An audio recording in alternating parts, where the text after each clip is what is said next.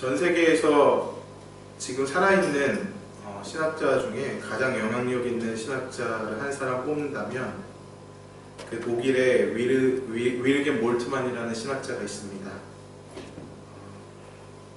90세가 넘은 할아버지인데 한국에도 많이 오시고 전 세계에 가장 영향력 있는 신학자라고 그렇게 많은 사람들이 알고 있습니다. 아까 제가 오늘 본문과 관련돼서 생각해 봤을 때 몰트만의 이 구절이 생각났습니다. 제가 한번 읽어보겠습니다. 옆에 그리스도의 십자가 위에서 이 사랑, 즉 하나님의 사랑이 타자를 위해 죄인들과 반역하는 원수들을 위해 쏟아졌다. 삼위일체 안에 있던 상호 내어줌의 관계는 하나님에게 반역한 세상 속에서 자기를 내어주신 그리스도에게서 분명히 드러났다. 그리고 이러한 자기 내어줌은 그를 믿는 모든 이를 하나님의 사랑을 경험하는 영원한 생명으로 이끈다. 예수 그리스도의 십자가를 통한 하나님의 사랑이 그 삼위일체 하나님의 상호 내주, 자기를 삼위일체 하나님이 서로 모든 걸 내어주고 또 그 안에서 서로 사랑하고 이러한 그 상호 내어줌의 관계, 삼위일체 하나님의 그 관계에 근본을 두고 있다는 것입니다. 성경에 보면 요한복음 17장에 십자가에서 예수님이 돌아가시기 전에 마지막 기도를 하고 있는 장면에서 예수님은 아버지와 나누었던 영화, 곧 아버지와 아들 예수 그리스도와의 영원한 관계, 사랑의 깊은 관계, 그것이 하나님과 아버지 하나님과 그리고 아들 예수와의 그 깊은 영원한 교제, 사랑의 교제에 기초하고 있다고 말하고 있습니다. 그리고 오늘 본문에서는 사도 바울은 5장 5절에 성령으로 말미암아 우리에게 하나님의 사랑이 부어졌다 라고 이야기를 하고 있습니다. 고린도전서 2장에 보면 그 하나님의 성령은 하나님의 깊은 것까지 다 알고 있고 모든 것을 통찰하고 계신다라고 사도 바울은 또 이야기하고 있습니다. 요한복음에서 아버지와 아들의 깊은 관계, 그리고 하나님의 깊은 것까지 다 아시는 그 성령의 능력이 우리에게 부어졌다라는 것이죠. 그러니까 성부, 성자, 성령의 깊은 교제, 그 교제 안에 결국 예수 그리스도를 믿는 우리가 이렇게 참여하게 된다는 것입니다. 그러니까 모든 것은 사실 우리가 하나님과 깊이 교제할 수 있고 우리가 하나님과 깊이 관계할 수 있는 모든 근원은 결국 삼위일체 하나님의 깊은 사랑의 교제 안에 있다라는 것이죠. 예수 그리스도를 믿는 저희가 그 깊은 교제 안에 참여할 수 있다는 것 자체가 사실 이건 기적이고 신비고 정말 하나님의 은혜라는 것입니다.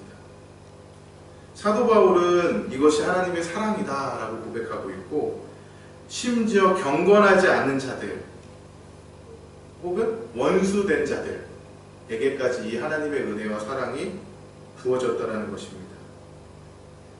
그 핵심에는 결국 예수 그리스도의 십자가의 죽으심, 그 죽으심을 통해 죄인들, 경건치 않은 자들, 원수되었던 자들이 다 십자가의 보혈의 공로로 용서받고 그 하나님의 사랑의 은혜를 경험하고 또 그 영원하신 하나님의 교제 안에 참여하게 됐다는 것입니다. 이것은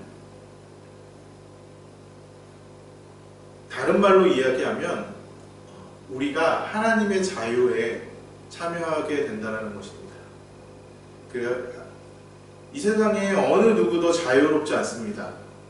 왜냐하면 우리는 다 사회적인 관계 안에 엮여 있기 때문이죠.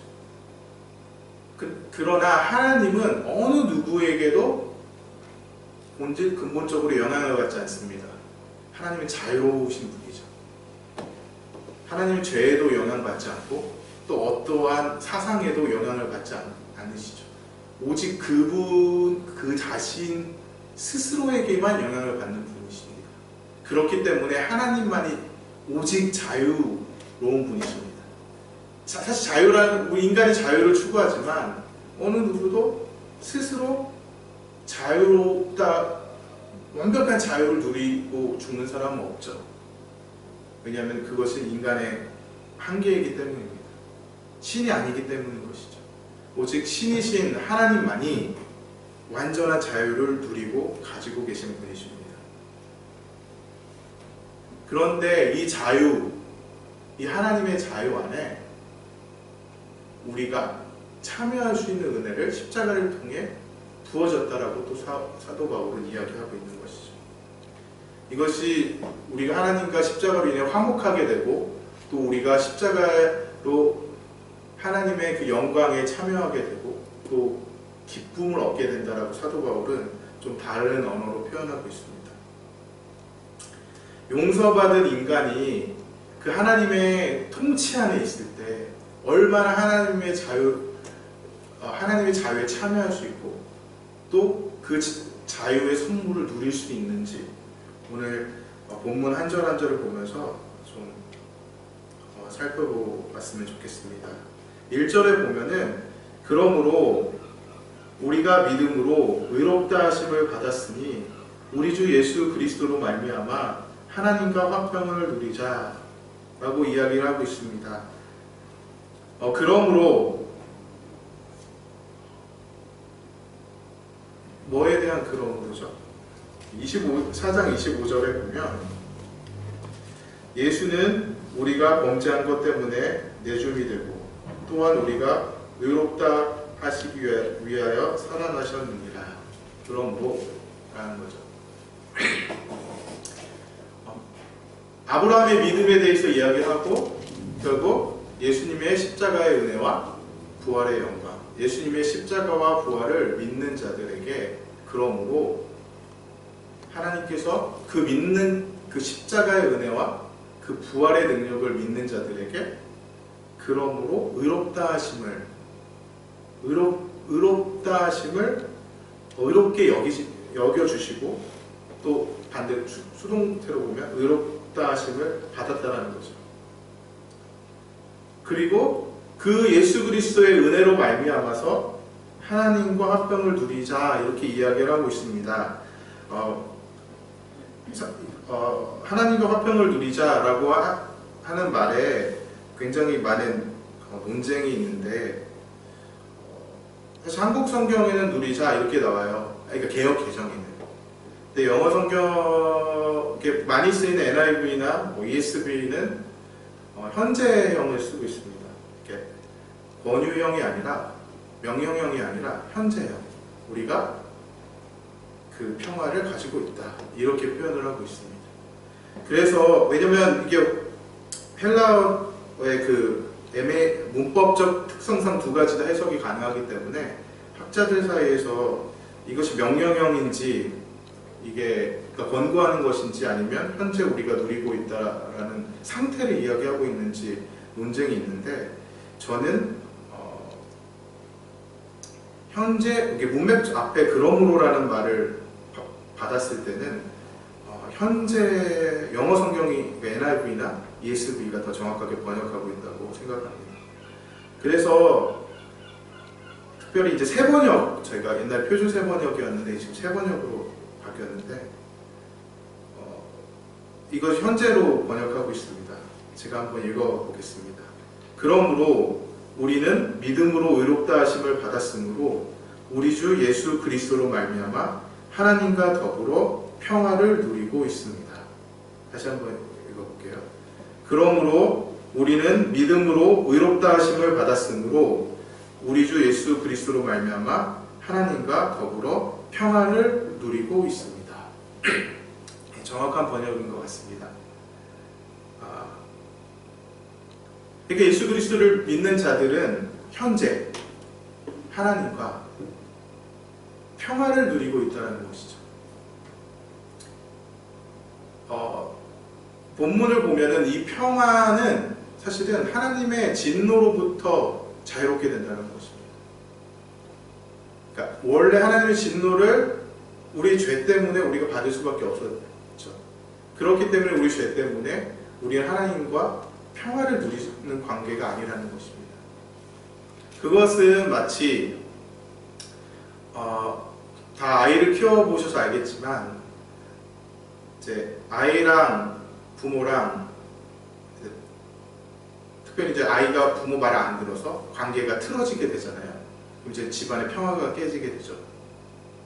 그런데 이제 아이가 잘못했다 용서를 구하고 또 부모가 이제 용서를 하게 되는 순간 갑자기 이제 분위기가 바뀌기 시작합니다. 집안에 평화가 오기 시작하죠. 그리고 관계 안에 또 자녀와 또 부모의 관계 안에 평화가 오기 시작하면서 대화가 되기 시작합니다. 그러니까 교제가 일어나기 시작하죠. 그런 것이라는 것이죠.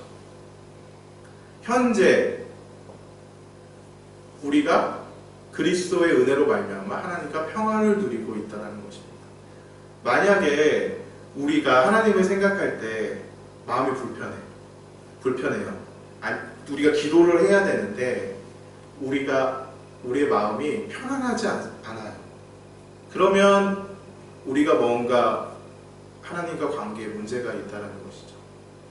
그러니까 당연히 우리가 그리스도를 통해 누려야 될 그 하나님께서 주신 그 선물, 특권, 그 은혜를 우리가 현재 누리고 있지 못하고 있다는 것입니다.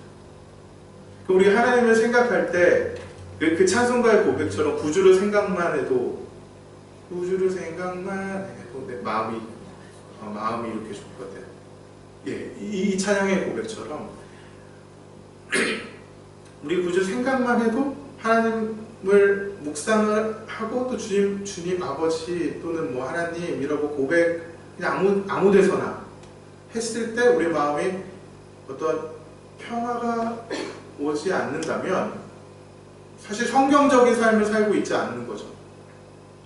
그러나 우리가 하나님을 생각할 때 하나님 주시는 평강이 우리 안에 있고 그것이 일터에서든지 집에서든지 심지어 화장실에서든지 어디서든지 우리가 하나님, 아버지, 아빠, 뭐 예수님, 성령님 이렇게 불렀을 때 우리가 평강이 있으면 그것은 그 예수 그리스도께서 주신 그 십자가의 은혜로 우리에게 허락하신 그 평강의 삶을 살고 있는 것입니다.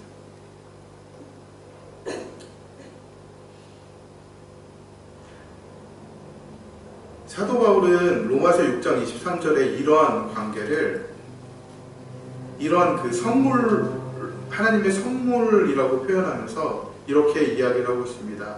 그리스도 예수 안에 있는 영생이라고 말하고 있습니다. 그러니까 영원한 생명이 현재에서부터 시작되고 있다는 것이죠. 그러니까 영원한 생명은 요한복음에 하나님을 아는 것, 예수 그리스도를 아는 것이라고 이야기를 하고 있습니다. 그러니까 깊은 그 교제가 일어나는 것 자체가 영원한 삶이라는 거죠. 그러니까 영원한 생명이 우리 죽어서 이후에 있을 또는 부활 이후 있을 영원한 하나님의 나라만 생각하는 것이 아니라 현재 우리가 하나님과 누리는 그 평강 그리고 아까 이야기한 것처럼 그 하나님과의 삼위일체 하나님의 깊은 사랑의 교제 안에 우리가 참여하게 됨으로 인해서 우리가 누리게 되는 하나님과의 깊은 교제의 삶이 영생이라고 성경은 이야기하고 있는 것입니다.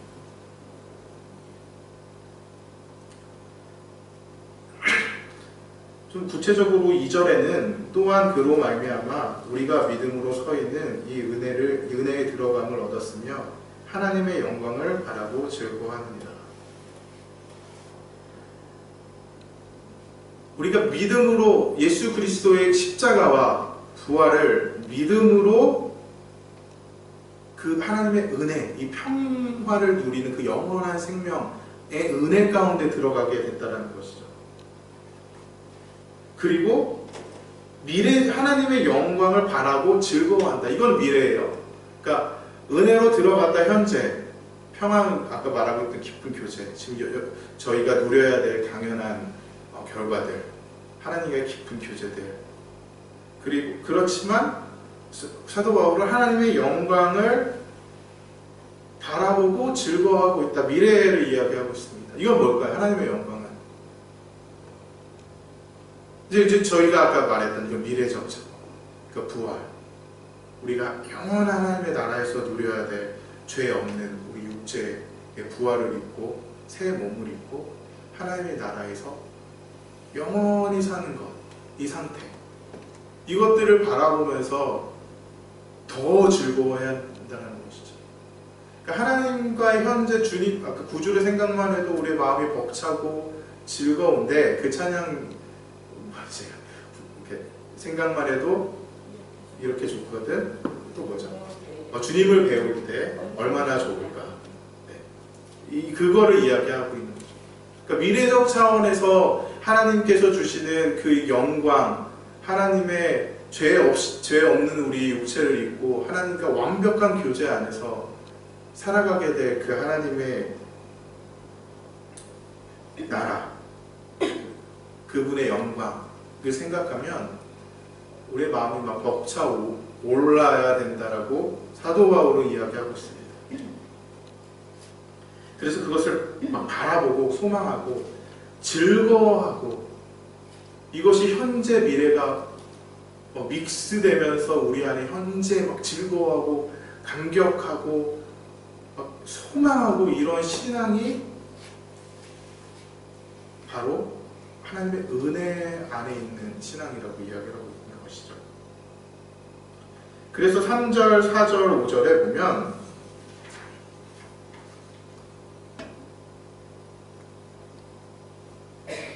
다만 이뿐만이 아니라 우리가 환난 중에서도 즐거워하나니 이는 환난은 연단을, 환난 인내를, 인내는 연단을, 연단은 소망을 이루는 줄 알미로. 소망이 우리를 부끄럽게 하지 아니함은 우리에게 주신 성령으로 말미암아 하나님의 사랑이 우리 마음에 부음바 됨이니. 그럼 미래적 소망으로 지금 평화를 누리고 저희가 막 있어요. 그리스도의 은혜로 말미암아서. 그리고 그것이 은혜에 들어간 삶이에요. 그리고 뭐 미래를 소망하면서 막 이것도 이렇게 좋은데, 우리가 이렇게 완벽한 육체 옷을 입지 않고 살아가고 이 불완전한 육체를 입고 살아가는 삶도 주님과의 관계에 참여한다라는, 그 삼일째 하나님의 관계에 참여한다라는 그 사실만으로도 막 벅찬데, 그 미래를 생각하면 막 더 기쁘고 즐거워하는 그 소망이 우리 가운데 막 넘치잖아요. 그 소망 때문에 우리가 고통 가운데 인내할 수 있고, 그리고 그 인내는 우리로 하여금 그리스도인으로 성숙하게 하고 단련시키고 우리를 그래서 성숙하게 만들고, 그 성숙은 계속해서 미래를 소망 가운데 계속 영원한 하나님의 나라를 소망하게 만든다라는 것이죠.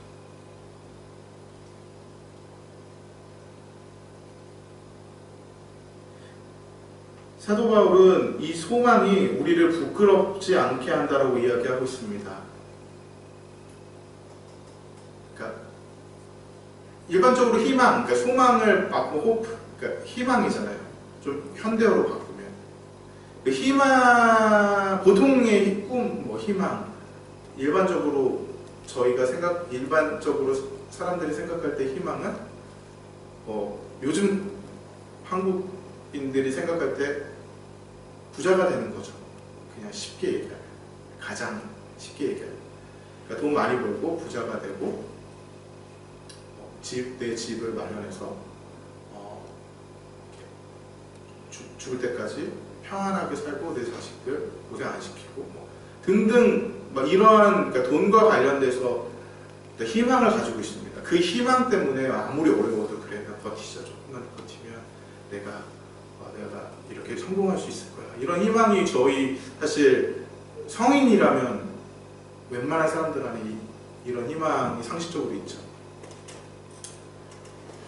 근데 그 희망에 대해서 어느 누구도 부끄럽게 여기는 사람은 없습니다. 아 그래 좋아 그 희망은 멋있는 거야. 지금 네가 좀 어렵고 가난하지만 조금만 참아봐. 그러면 반드시 좋은 날이 있을 거야. 그 날이 오면은 누릴 거 다 누리고 편안하게 살아. 이것이 인간 안의 그 희망이죠. 이거 부끄럽게 생각하는 사람이 없습니다.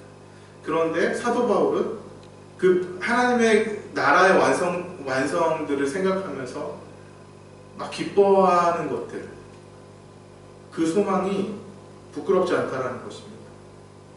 그러니까 우리의 자랑이고 그리스도인들의 그 자존심이라는 거죠.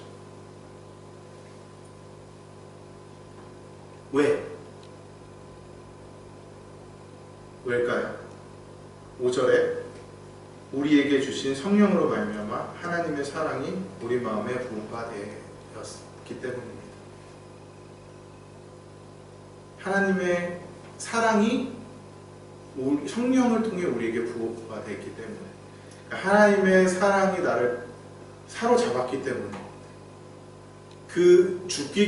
우리를 죽기까지 사랑하시는 그 하나님의 그 깊은 사랑이 나를 성령을 통해 내 마음을 사로잡았기 때문에 또 내가 그 사랑으로 인해 소망한 희망이 생겼기 때문에 더 이상 부끄럽지 않다는 것입니다. 그렇다면 이 하나님의 사랑은 무엇일까요? 6절, 7절, 8절입니다. 6절에 보면 우리가 아직 연약할 때 기약대로 그리스도께서 경건하지 않은 자를 위하여 죽으셨도다.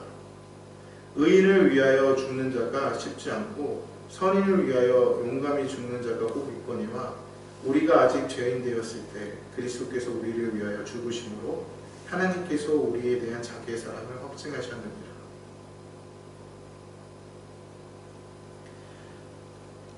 이 하나님의 사랑이 무엇이냐라는 질문에 사도 바울은 바로 그리스도께서 죄인들, 우리, 심지어 원수들을 위해 죽으신 그 십자가의 사랑이라고 이야기를 하고 있습니다. 특별히 이제 사도 바울이 여기서 원수를 용서하신 하나님의 사랑을 이야기하고 있습니다. 그러니까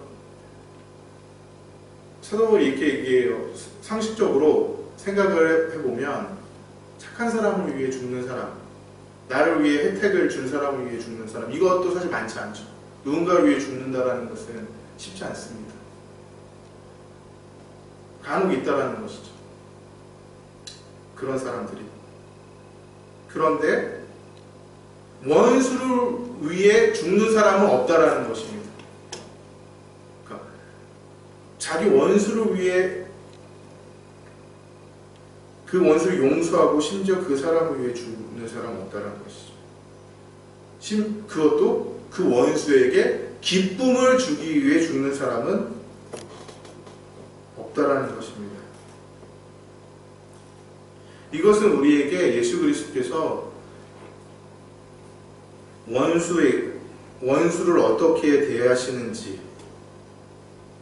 모범으로서 보여주고 있는 것입니다. 그 하나님의 사랑은 원수를 용서하고 그 원수를 향해까지 확장되었습니다. 그리고 그 원수를 위해 그 원수들에게 기쁨을 주기 위해 십자가에서 못 박혀 죽으셨고 그것이 하나님의 사랑을 증명하였습니다. 9절에서 11절까지는 이제 다른 이 평화 1절에서 나왔던 이 평화와 다른 동요가 등장하기 시작하는데 화목입니다. 예수 그리스도께서 죽으심으로 평화를 입었다. 다른 말로 하면 화목해 됐다라는 것이죠. 화해가 일어났다라는 것입니다. 원수와 완벽한 하나님, 완전한 자유와 완전한 선이신 그 하나님 사이에 화해가 일어났다는 것입니다.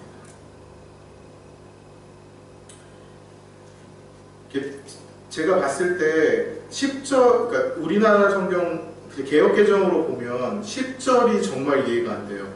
10절 이게 논리상 모르겠습니다. 저희가 한자 세대가 아니라서 그 10절을 보면 잘 이해가 안 되더라고요. 우리나라 성경을 봤을 때. 곧 우리가 원수 되었을 때 그의 아들의 죽으심으로 말미암아 하나님과 화목하게 되었은즉 화목하게 된 자로서는 더욱 그의 살아나심으로 말미암아 구원을 받을 것이니라. 저는 이게 이해가 안 돼서 뭐 영어 성경이나 이 세번역 성경을 보면은 좀 더 이렇게 확실하게 나와 있는 것 같아요. 10절에 보면 우리가 하나님의 원수일 때에도 세번역입니다. 우리가 하나님의 원수일 때에도 하나님의 아들의 죽으심으로 말미암아 하나님과 화해하게 되었다면 화해한 우리가 하나님의 생명으로 구원을 얻으리라는 것은 더욱 확실한 얘기입니다. 그러니까 반복하는 거예요. 어떤 말이냐면 아까 평화를 입었는데 하나님의 영광을 보며 즐거워한다. 그러니까 현재와 미래. 그러니까 성경적 세계관은 사실 미래가 현재로 오는 거죠. 그러니까 하나님의 나라가 미래의 완벽한 하나님 나라가 현재로 침투하는 것이고, 그리고 미래의 소망이 현재로 와서 이렇게 막 또 현재의 소망을 낳는 것이죠. 그러니까 미래가 현재로 침투하게 되는 것이 성경적 시간관인데 똑같이 계속 반복되고 있습니다. 화해가 일어났어요. 원수였던 죄인과 우리와 그리고 하나님과 화해가 일어났는데 여기서 이제 애매한 게 뭐냐면 이것도 구원이거든요. 구원이 시작된 건데 사도 바울은 10절에서 구원을 얻게 될 것이라고 이야기해요. 미래적으로 이야기를 합니다. 그러니까 여기서 이 10절에서 말하는 구원은 이제 미래에 있을 완벽한 구원. 아까 말했던 하나님의 영광과 동행하죠. 그러니까 그런 의미로 생각해 보면 제가 세번역에 우리가 하나님의 원수일 때에도 하나님의 아들의 죽으심으로 말미암아 하나님과 화해가 되었다면 화해가 일어났어요. 화해한 우리가 하나님의 생명으로 구원을 얻으리라는 것은 더 확실한 일입니다.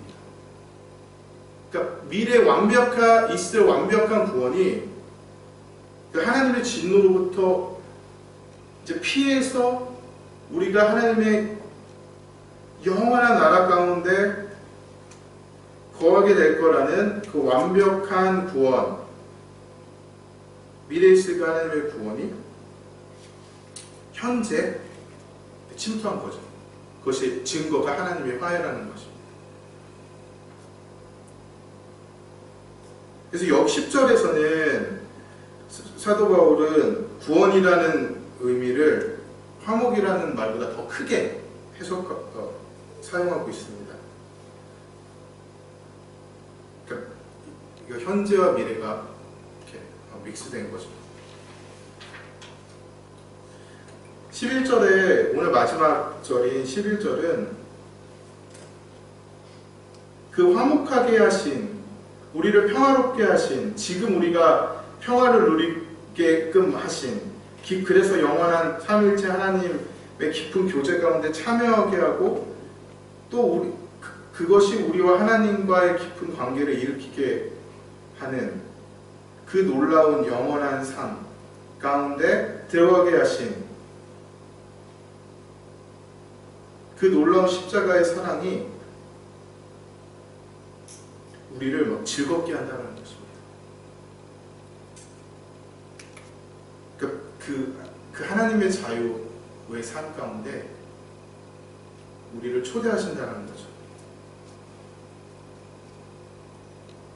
즐겁고 기쁘고 주님을 생각만 해도 우리 안에 감격이 있고, 이것이 사도 바울이 5장 6절 1절에서 11절까지 말하고 있는 것입니다.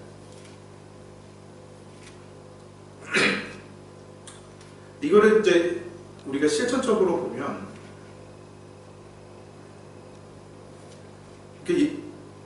어떻게 우리가 이 자유로운 삶을 실제적으로 누리게 되는 걸까요?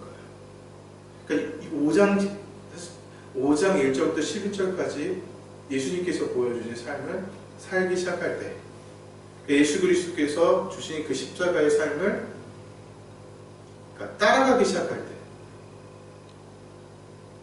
그러니까 자기 십자가를, 자기를 부인하고 여기 자기 십자가를 지고 자기를 따르라고 말씀하신 것처럼, 그 예수님께서 가신 그 십자가의 길을 걸어갈 때, 사실 그러니까 이거 진짜 추상적인데 이거를 한 단어로 표현하면 용서의 삶입니다. 그러니까 원수를 용서하신 하나님의 사랑을 실천하는 것이죠. 사실 실천적으로 보면은 그러니까 용서라는 게 쉽지 않습니다. 누군가를 원수를 용서한다라는 거, 특별히 가까운 부모나 친구나 친척이나 나를 배신했던 사람들 등등, 우리 주변에 나를 상처줬던 사람들, 이런 사람들이 용서한다라는 거 쉽지 않죠. 사실 곧 불가능합니다. 그런데 하나님의 그 사랑이 우리를 사로잡기 시작할 때, 그 그리스도의 십자가가 성령을 통해 우리 마음에 부어지기 시작할 때, 하나님의 사랑이 우리 가운데 부어지기 시작할 때, 그때서 우리는 사람을 용서하시는 마음을 갖기 시작하는 것이죠.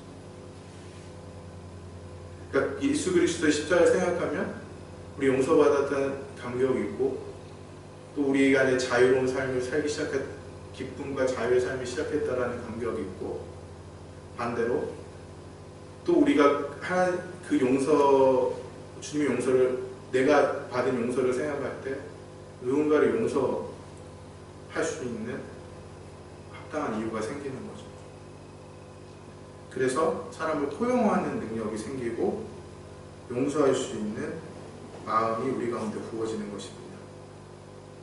사실 용서하지 못하는 삶은 자유롭지 못하는 거예요.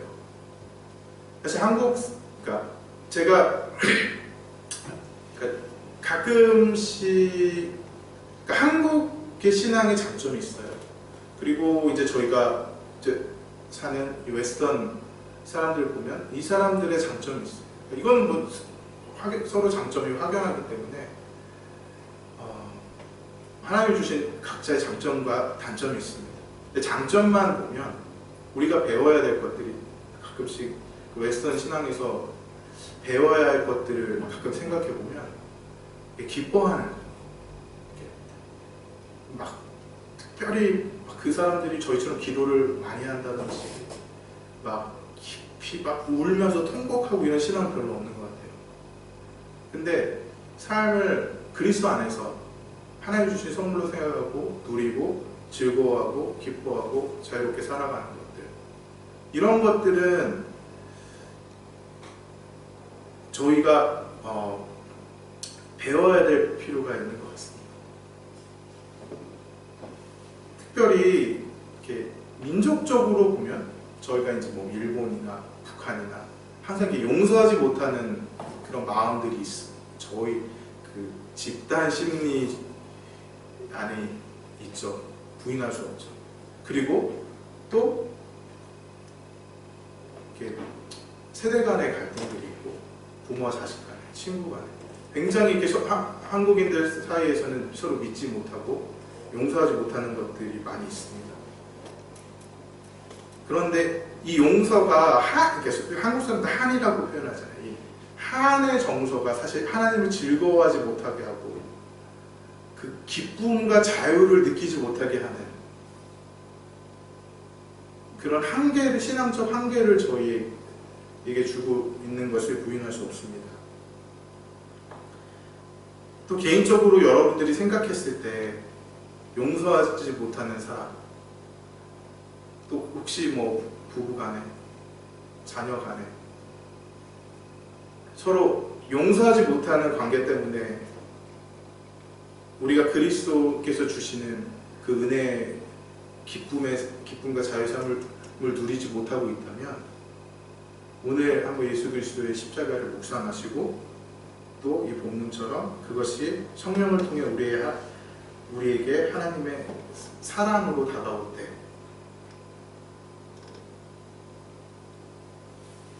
우리가 그때서 용서할 수 있는 이유를 찾게 될 것입니다. 그래서 오늘 본문처럼 용서하지 못한 예수 그리스도께서 가신 십자가의 길을 묵상하시고 또 용서하지 못한 자들을 용서하고 또 나아가 그들을 사랑하고 그들과 함께 그리스도 안에서 자유의 삶을 살아가는 저와 여러분들이 되기를 소망합니다. 기도하겠습니다.